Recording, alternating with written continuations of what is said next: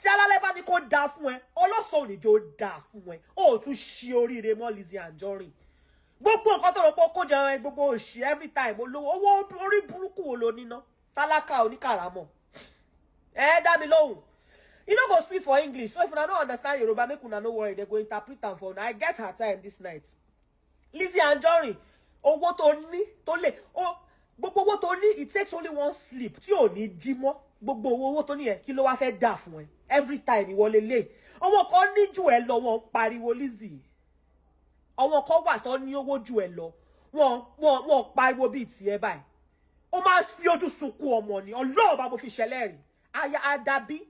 Gbogbo nǹkan tó fa kínní ó ní pé èmi lọ comment lórí page kan ṣé mo bú ẹni Lizzy ṣé mo bú ẹni every minute ó lélẹ̀ ó níyẹn ṣé gbogbo nǹkan tó lè parẹ́ material things lásán ìwọ tó lọ fi owó ẹ fẹ́ ọkùnrin tó fi sínú ilé ìwọ olórí burúkú ìkejì ajá aṣièrè wọ́n tó bá tún dárúkọ ìyá mi again. The next time you mention my late mother's name in your mouth, Lizzy Anjorin, she will strike you from heaven. Oh my God, any 40 olóyìn tó ní mọ bí tó wà wá dé ìjà wèrè wá wọjà lọ Lizzy. Olórí burúkú ni ẹ́. A ṣe èrè dádẹ ni ẹ́.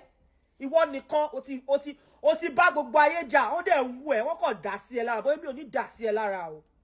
Tó bá bí ere Lizzy Anjorin ò tó bá bí ìyá lájà ẹ̀rẹ̀ ìwọ pick date kájọ pàdé mo máa ń ná gbogbo wèrè yẹn kúrò lórí ẹ mọ̀ pé mi ò ní respect. Olóṣè maybe when I dey block I don't even need to block anybody. Any small thing ìwọ ilé ìwọ ìyẹn ìwọ kíni wèrè kíni jẹ́rú ẹ̀dá wèrè aṣièrè ẹ̀dá. O ti ṣẹ́ èpè gbogbo ara ó ti gbẹ. Ó ti ẹ̀ lè jẹun mọ́ torí oúnjẹ gan ò lè dúró lára ẹ torí èpè orí burúkú tó máa ń ṣẹ́ Lizzy. Olóṣì tó bá bí ẹ̀rẹ̀ mo tún sọ ọjọ́ tó bá tún ṣe mistake tó dárúkọ ìyá mi tó ń rest. My mother does not know who the fuck Lizzy. She does not have any business with you. If you do mistake, mention my mama name again for your mouth, Lizzy. Ó máa ṣọ́kù ni. Ó máa ṣọ́kù ni. Ọjọ́ tó bá tún bí ẹ̀rẹ̀ mo hate kí máa ṣe internet mo tún sọ pé mi ò fẹ́ máa ṣe internet drama mọ́ ó dẹ̀ jọ pick location ẹ bá mi tag olórí burúkú ara ẹ̀ sórí fídíò yìí ó dẹ̀ jọ Lizzy pick location màá lù ẹ́ bí ọmọ kékeré ọkọ olórí burúkú tó fẹ́ sílé yẹn tọ́ì tó fẹ́ sílé yẹn màá wò ó máa rò pé lọ jalè ẹlẹ́kejì ní it should be about 10 to 15 million but you couldn't afford it so what stupid money do you think you have ìwọ ló máa kọ́kọ́ lówó láyé ni. Abo fẹ́ kí gbogbo owó orí burúkú tó lò ní kó pòórá mọ́ ẹ lójú kó má rí nǹkan kan lọ kó má rí pépà ńlẹ̀ kó má pè lówó ó ní ṣí ọ̀pọ̀lọpọ̀ oríire Lizzy Anjorin ó kò ní bẹ́ńṣọ́ fún ẹ ó ṣí èrè ni ẹ má gbà mí lọ́wọ́ lórí burúkú tó lọ fowó fọ́kọ I've not heard this mi ò sì gbọ́ nínú ìtàn rí pé ọkùnrin máa ń kó wálé obìnrin olórí burúkú ìwọ abẹ́ ẹ ló wà kò lè kúrò lábẹ́ ẹ àbó ṣí èrè ni. Wọ́n bá mi ṣépè fún àwọn tó ní ẹni kò fẹ́ dá fún ẹni. Ìwọ tó sọ pé olówó ò lè gba all. So owó orí burúkú olólò ní. Aṣièrè. Any small thing ó máa ní kinní kan ṣe kinní kan. Gbogbo owó orí burúkú tó ní tó lè parẹ́ mọ́ ẹ lójú in split seconds. Are you stupid? Are you mad? Ìwọ àti ta ni? Ṣé torí pé mo ti dákẹ́ mo ti wẹ̀ láti jọjọ. Ṣé kò fẹ́ dá fún ẹni? Ìwọ tó ṣe wedding pẹ̀lú owó lápò torí ẹ̀ ló ṣe lè gba all ló sọ pé ó ṣe wedding gidi ó ṣe lórí burúkú ni ẹni wedding àwọn àgbáǹjìrì ẹ kó plastic chair white síta ẹ wọ wedding gown 25 ọkọ yẹn náà wọ aṣọ tẹ pẹ̀rú 15 gbogbo nǹkan tẹ́ fi ṣe wedding yìí kò tó 10,000 lórí burúkú làwọn tó ní Lizzy ni Ọlọ́run fẹ́ pa ẹ fún mi ṣá ẹ máa gbà mí lọ́wọ́ lórí burúkú aṣièrè olówó gbó tó ń ṣílẹ̀kùn fólè àrìndì o ti ṣẹ́ èpè ti gbọ́ sórí gbogbo èpè tó ṣẹ́ yẹn ó máa padà sí ìrankíran ẹ̀ ìrandíran ẹ̀ ó máa padà sí orí wọn ṣó ń gbọ́ mi olórí burúkú bí o ní kankan bẹ́ẹ̀ sọ mo kò fẹ́ wá sọ fún ẹ pé gbogbo èpè tí o ṣẹ́ sí èmi ó máa padà sí ẹ ṣó ń gbọ́ àwọn wẹ́dí àwọn àlùmáńjìrì kò sẹ́ni tó rètí ẹ lórí íńtánẹ́ẹ̀tì náà. You're very stupid. Her husband has never come for you. Did my mother ever come for her? Are you mad? Ronnie kò fẹ́ dá fún wọn gan tó type ni. Kò fẹ́ dá fún wọn tó type ni. Did my mother come for her? So why mentioning my mother's name? Ronnie too slick. Are you stupid? A husband that can't hold his wife. Who is that? Are you mad?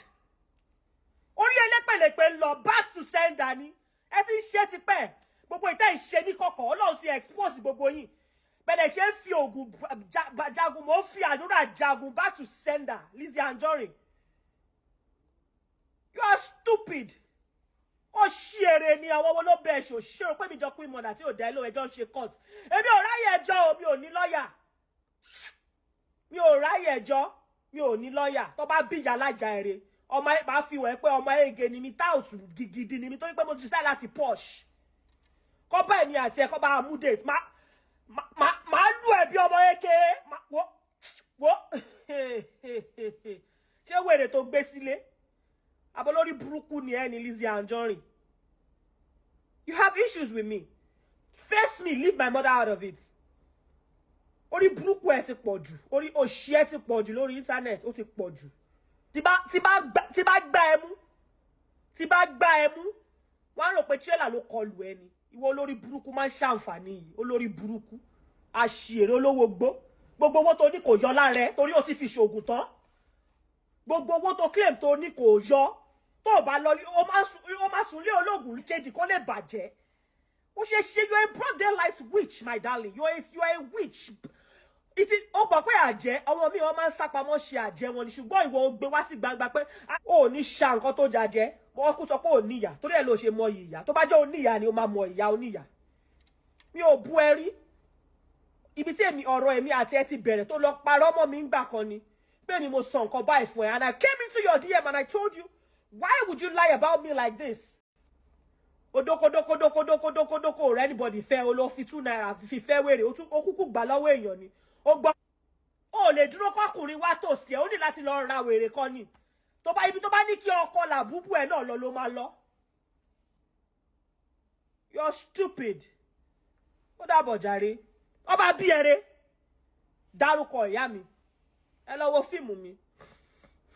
Wàhálà máa ti padà ṣẹlẹ̀ láàrin Nkechi Blessing àti Lizzy Anjorin báyìí o, nítorí láti ọjọ́ tí Lizzy Anjorin ti ń sọ̀rọ̀ Nkechi Blessing máa fún lésì o, ṣùgbọ́n ní báyìí o Nkechi Blessing ti bínú jáde tán láti sọ fún Lizzy Anjorin wípé kó má ṣe dárúkọ ìyá òun mọ́ o.